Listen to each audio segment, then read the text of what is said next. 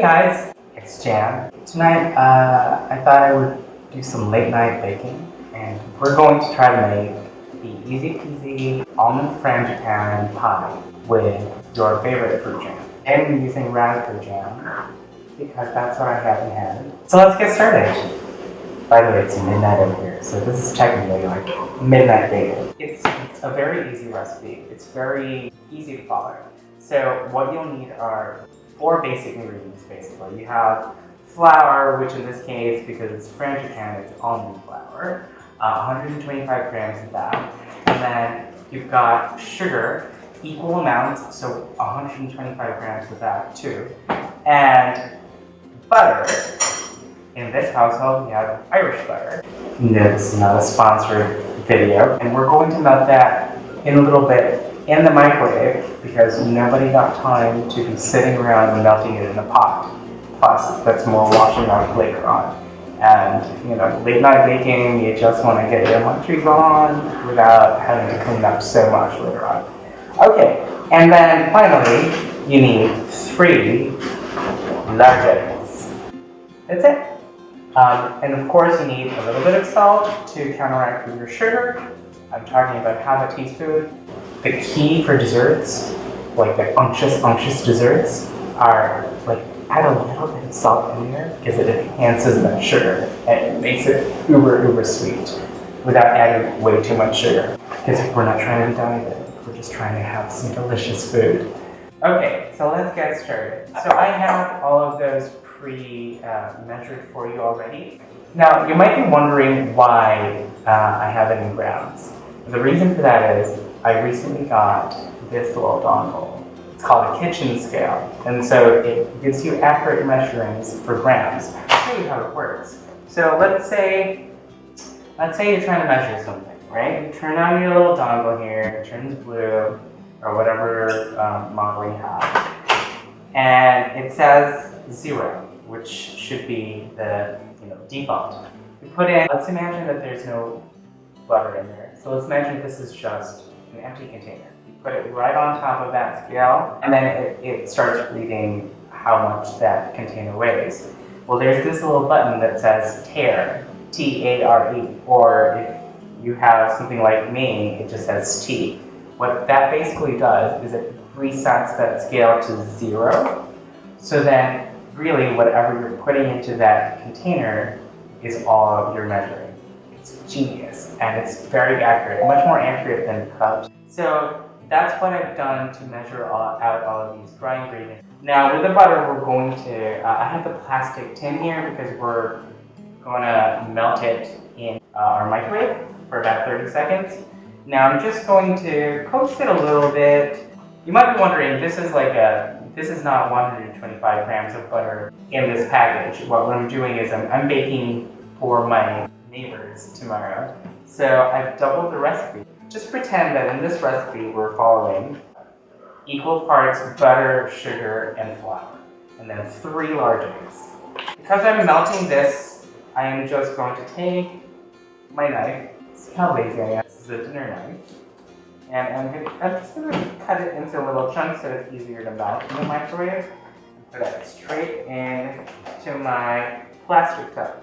And the reason why I'm doing a plastic tub is A, they're easier to wash at the end of all of this midnight baking. B, you can't really use a metal tin because we are going to microwave it and melt it in the microwave. So here we go. Let's go to the microwave. Now I find for the microwave, if you just start at like 10 seconds or 15 seconds and see how your butter does thin. My microwave has like 30 seconds small setting, so you just press that button and keep an eye out on it because what you want to do is to make that butter bubble. You just want it melted so it's easier to incorporate into your batter. So while that's going, I am going to preheat my oven at 345 degrees. Why 345 and not 350? It's just the way it is. I found that the crust on the outside and the pie crust itself doesn't brown as fast, and it gives it more time for that filling to cook even more. Melted butter. I'm going to use my butter knife. It's not a butter knife, it's a dinner knife. But right now, I'm using this as butter knife. We don't care. Alright, the microwave works. Now we have, I said 3 eggs, but again, in my recipe right now, I've doubled that. So I'm using 6 eggs. But the original recipe, if you're just making 1 pie, is 3 eggs. Now we're gonna add on flavorings like lemon and orange zest later on, and vanilla. But we're gonna start with the basics right now. I'll show you how easy it is. So I'm using just 1 bowl. And to that bowl where I have the sugar, and actually I've already zested a little bit of orange in it because, so I'm gonna add my melted butter. Actually, it's a little hot still. So instead of doing that, I'm gonna add my eggs first. Because I do not want my eggs to hit that hot butter and start scrambling before I can mix it with my mixing tool. So, there you go. Eggs. Here's a little trick. You ready? I had a baking company before. Oh! 1 hand. So I had a baking company before, Butter Up Baking Company. It was like in the early 2000s, and I was still in high school. We did like gourmet flavored cupcakes and cakes. It was pretty successful. Got me in a lot of things, and a lot of friends, and a lot of business that way. I just, when I went to college, I stopped it because that's what you do back then. It didn't work out, but But that's how I learned how to crack an egg with 1 hand. I have here my sugar and my egg. I'm gonna get my little whiskey tool. Now, I know, usually at this point you have like a wire whisk. Please, for this recipe, do not bring out your electric mixers because it's just a hassle putting it back. And you really don't need it for this easy recipe. All you need is a wire whisk. This is better.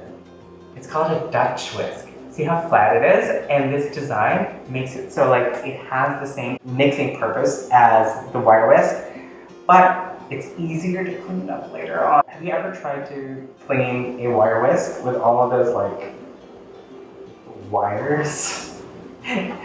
This is so much easier. Also, it's very easy to handle when you're trying to mix and whisking this. I don't know if Julia Child knew about this whisk, but I bet you if she did, she would have been using this instead of the wire whisk. Okay, so here we go. Eggs and sugar. Mixing, mixing, mixing.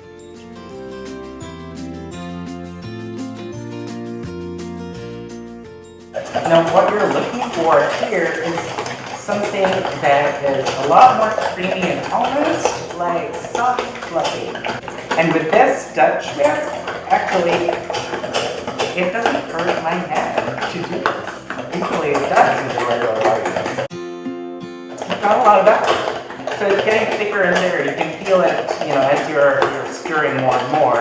You can feel it getting thicker and thicker, and that is fine. You want it to be incorporated as much as possible at this stage. Okay. Can you see that? It's like a mixture for omelets. That's what it looks like, which means it's going to be delicious. So then we have our melted butter that has cooled a little bit now, so it doesn't scramble our eggs. And look at that, smoothness. It's like luscious. Okay, come on, you luscious thing. The next bit is the flour. Equal parts with your butter and sugar that you put in.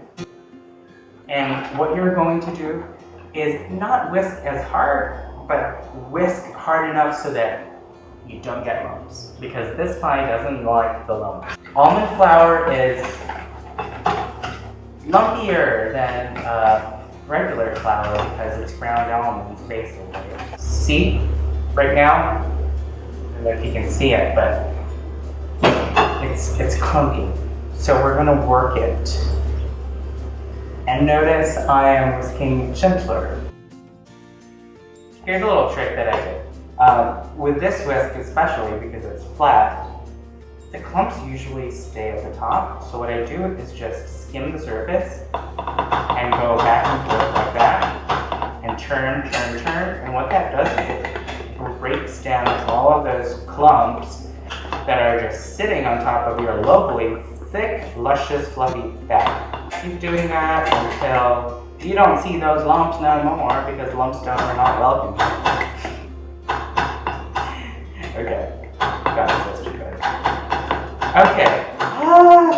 Ooh, it looks so professional. Look. Ooh, that is thick and luscious. So that is your filling done. Really easy. To make it into a pie, you need a crust. I'm not about to start to make a pie crust from scratch when I can just go in the freezer section. I'm buying some of these. They're frozen pie crust, and I'm telling you, they're perfectly fine. I mean, I honestly can't tell the difference of the flakiness. It's very, very flaky, and I've made this pie like 3 times already. So fatty. Okay, so this is how it comes. It's frozen solid, and to make it homemade, usually I tend around the house, you know, where you shape your pies. You just pop this out of its foil and put it right in there and fill it, and everyone thinks you did it homemade. Genius! I have 2 pies here because, once again, I'm making this for my neighbors, and I've got a lot of lovely neighbors in my town that are wanting some pie. And gotta feed them. Marie Antoinette, let them eat cake. I say let them eat pie. Okay, so stupid. So with this pie, we need a little extra step. Now you will need, remember that jam I told you about in the beginning of this video? I'm using raspberry jam, but you can absolutely use whatever favorite fruit jam you have. Does that make any sense? Whatever your favorite fruit jam is, use that. It doesn't matter. But I like raspberry, and you know, typically it's raspberry and almond go well together. But we're not just going to use it as is, because we are not heathens. So what we're going to do is take 20 grams of almond flour or ground almonds, whatever you have lying around the house, and we're going to take 1/4 of a cup of this. So I'm just going to eyeball it because, you know, it really doesn't matter. There, that's 1/4 of a cup. Okay, there you go. Okay? This is how lazy I am when it comes to washing up. I'm just going to use this to mix because I really just need them to be incorporated a little bit. And the reason why we're adding almond flour into our jam is because we're going to layer this at the very bottom of our pie. If you have a lot of liquid left in your jam, you're going to end up with a soggy bottom, and no one wants a soggy bottom. Have you ever seen the British baking show? No soggy bottoms. It was getting defrosted. You don't want to defrost that thing. So I'm just going to show you this. So as you can see, that jam has tightened up a little bit because we added some almond flour in there.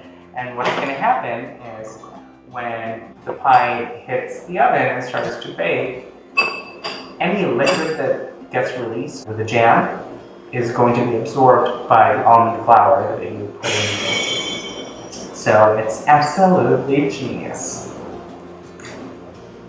Oh, and it tastes amazing! So I think it's time to layer. Oh, there's a spot on my countertop and I really just want to lick it. But I'm not excited. Let's be civilized and wipe it down. There is coronavirus. The pie. Start with 1 crust. To that crust, let's take, okay. My butter / dinner knife.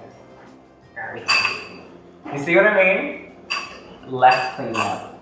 You're going to take a hefty bit of that, maybe half of it. Start with half. And then spread it around. You want a nice, even layer. Not a thin layer, but not too thick either. But you want it really nicely covered. Because that is going to be gorgeous looking when you cut into the pie and you see that layer of jam in there. Oh, so good and satisfying. Also, the jam adds a nice break in an otherwise very, very sweet pie. Now, I don't have any problem with sweetness. I have a sweet tooth, but, you know, balanced sweetness is so much better than just pure sweetness. Trust me. I'll show you really quickly. And if you've got jam hands, don't worry about it. Oh, so good. And that almond actually tastes so good in it. There you go.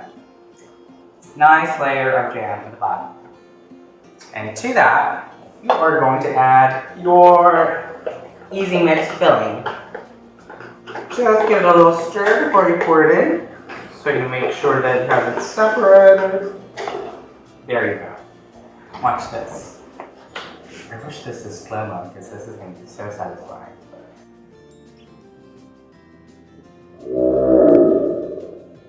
Oh my god. That is gorgeous. Oh my goodness. Oh, so good. Okay. Try it. Oh, so good. This one, you could have added vanilla flavoring to it, but I had oranges, so I just used orange zest.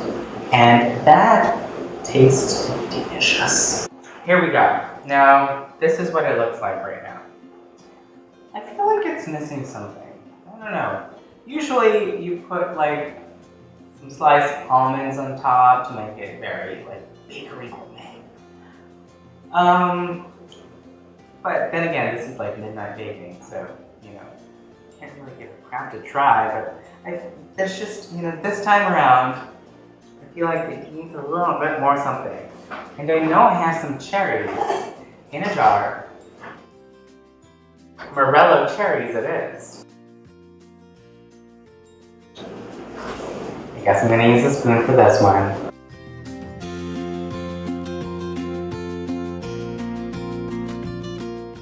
You can absolutely do this step with any frozen berries that you have. I don't recommend using fresh berries for this step, just in this case. So, we've dotted in the oven at 345 degrees it goes for 50 minutes. Well, 45 to 50 minutes. You should check it at a 45-minute mark. What you're looking for is a dark golden brown. If you see like a light golden brown and you think, ooh, that looks like, you know, it can be perfectly done. No, don't take it out of the oven because it needs a little bit more time to get to that deep, crusty, dark golden brown at the top so that the middle is nicely cooked and fluffy and not runny at all. Okay? Dark brown. Now we're going to do the next pie. Same deal.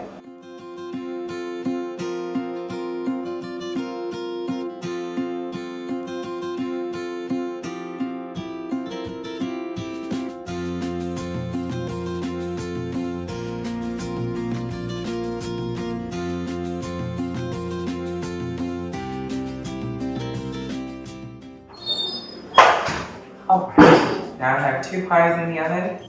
Clean up a little bit. In 45 minutes, I'm gonna have the best pie.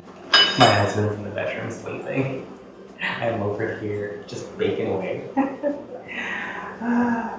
Sometimes when I bake or cook something in the kitchen, especially if it's bacon, and like the smell reaches him, he wakes up and it comes out and like scares the shit out of me. I'm like, what the hell are you doing? He's like, what are you cooking? It smells delicious. Now I'm awake for the bug. And I say, I'm sorry. And I keep cooking. Okay, let me clean up over here and then pull the pie back when we're done. So I started baking at midnight just to, think about work and, have strategies and all that stuff. I find it clears my mind, and I've always liked baking, so why not baking at midnight when your day is busy all the time? The nighttime is just for you.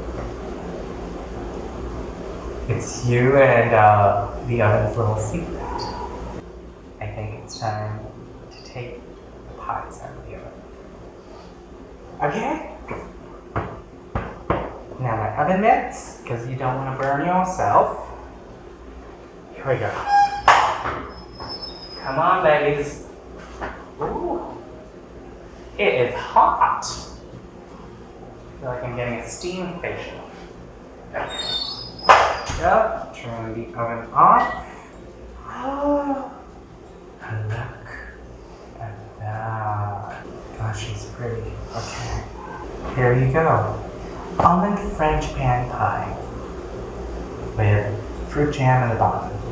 And I'll show you the one that we put cherries in it. This is how it's going to look. It's going to sink in a little bit, but don't worry. It doesn't mean it's raw. It just, that's what it does. Just sinks back in. It looks absolutely delightful. Now to finish this, you could just dig in, but I'm cooking this for my neighbors. So, you gotta make it look a little bit professional, gourmet, like a French stuffy chef. For that, all you need is some confectioner's sugar, and then just a little on the top. And it doesn't take much, really. If you have a little contraption like this, a really tiny, cute strainer, it's so good for something like this. When you're dusting something, you just want to take that and just put a little, right. So, see how little I have it there? Okay, so this is still going to cool. I don't want to put any confectioner's sugar on that one yet. But this one is perfectly cool, so I'll show you how to do this. Now I gotta rejig the configuration of these pies so that it's straight out. Ooh! Oh, that's hot. Come on.